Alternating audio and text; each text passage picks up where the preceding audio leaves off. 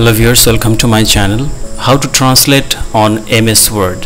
To translate on MS Word to any kind of languages, at first select the text that you want to translate and then go to review. Click on translate.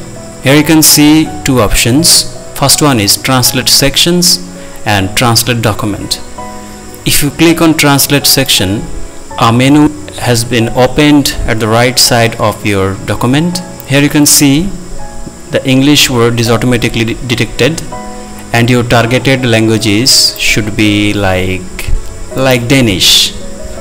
So what you will do, click on insert. Look, the English language has been translated to Danish. We have another option.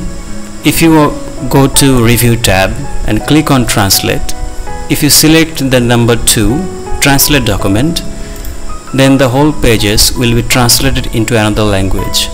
Suppose this robot has been detected this page as English language. You can convert to any kind of language. Suppose I choose Bangla. Now I can click on translate and the whole pages will be translated into Bengali. I hope this video has helped you most. Don't forget to subscribe and click on the bell icon. Thank you.